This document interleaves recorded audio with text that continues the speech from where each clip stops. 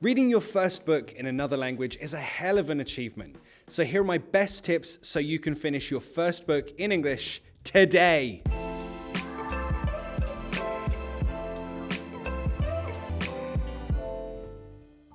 The sponsor of this video is Blinkist. I only work with brands who I personally like and who I definitely think can actually help you with your English studies. I wanted to get you guys a discount on this amazing app, so I reached out to them. Use my link in the description and you'll get a 25% discount on any Blinkist premium membership. Also, you get a 7-day free trial, but skip to this time in the video to find out more. So here are my best tips for reading which actually work. First, let's talk dictionaries. Now, teachers often say, don't use a dictionary. When you read a book, never use a dictionary. I completely disagree with this. I think this made sense when you had to have a huge dictionary and it takes you 5 minutes to translate a word. But, now you've got an instant translation app on your phone, it's not much of a distraction. There is one problem I have with this though, and that is that if you read and you come to a word that you don't know, you'll translate it. Oh, what's this word? Oh, okay, it's that. And you move on. But then 1 minute later, you've forgotten the word that you translated. So in that way, yeah, it's probably not the best. And most of the time, those little words that you don't understand, they're probably not that important to the story. So leave it. Now, ideally, you don't want any interruption when you're reading. But of course, if there's one part and you need to understand this word or this sentence to progress in the story, fine, go for it. Or if you see an interesting or fun-looking word, fine, go for it. But make a note of that word on a piece of paper, on a list, or highlight that word in the book and translate it, save it for later. We'll come back to this list later. Second, learning through context. This is the way that you should be reading. This helps your comprehension, but what does it mean? Let me give you an example. So I study Spanish. Now, if I'm reading a book in Spanish, I will follow my own advice. One time I was reading a magazine. I can't remember what the article was about, but it said this: I have to use sunblock. I don't want to get blah, blah, blah. This word, I didn't understand what this word meant. But through context, I understood it. So, sunblock. I know what that word means. Okay, if you don't use sunblock, what happens?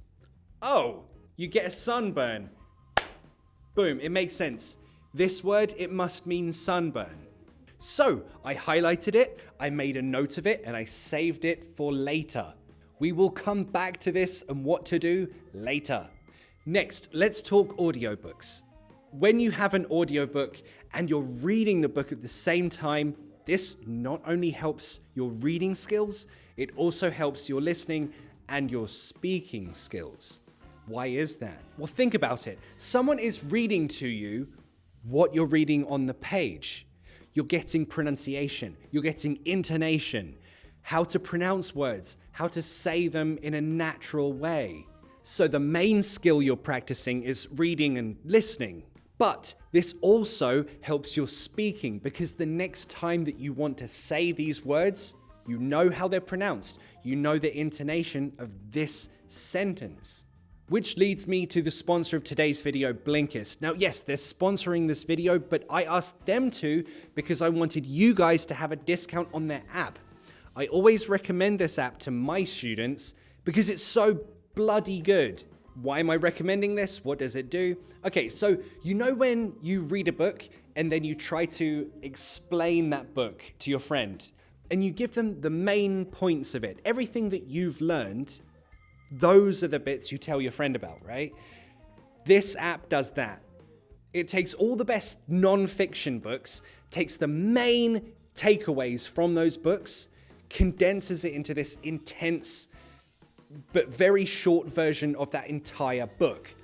In other words, you can finish a whole book in 15 minutes. If you don't want to listen to the audio version, you can just read that short, intense, condensed version of the book. Or you can do both. You can listen and read at the same time. That is what I recommend you do. So if you don't have much free time, or if you just can't be bothered to read an entire full book, this gives you the shortened, condensed, intense version in audio form in around 15 minutes. Also, which is really good for you, the audio. You can slow the speed of the audio.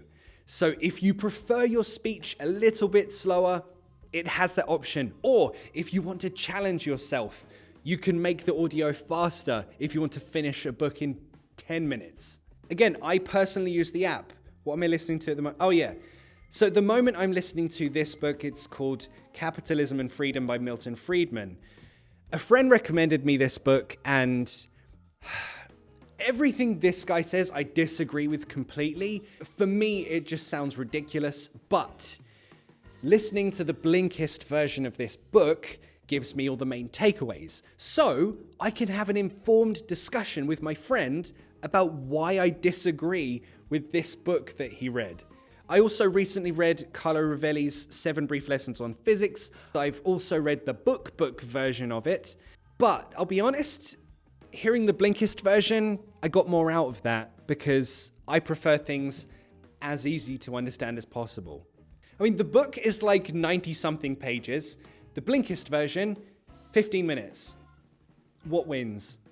So again, use my link in the description to download it. Get your 7-day free trial. Again, free and easy to cancel if you don't like it. But if you decide to keep it, which I think you will if you're serious about your studies, you get a 25% discount on a premium membership. Either way, try the 7-day free trial. You can finish a book in English today. Okay, you have that list of words that you highlighted and make notes of. I told you we would come back to it. You know the meanings of them. Now what do we do? Now, many of you have pointed out quite nicely in the comments that it's easy to learn the new vocabulary from my lessons. Well, there's a reason for that. There's a very good reason for that. When you learn something new, it's always best if you have something funny or crazy or silly, some story to go around it. That makes this thing much easier to remember. Like, personally, I hate when I see an English teacher like, "Hi, this is an English expression. It means this." Okay, next word. This expression means this. Here's a boring sentence. No one can learn like that. But if you associate those new words, those new expressions with something funny, something crazy, something silly, then it will stick in your memory. You'll remember it. So, when you have those new words, those new expressions that you highlighted, that you made a list of, now it's time to make your own example sentence. But when you do, remember, make that example sentence something crazy, something silly, something easy to remember, not a boring example. Never ever do boring. So those were my best reading tips. Which tips have you found the most useful? Let me know in the comments. Also, let me know which books have you finished in English? Which ones have you found the most interesting? Share your best tips and the books that you've read in the comments with the rest of our little Papa Teach Me English learning family that we have here. I'll see you in the next class. Bye.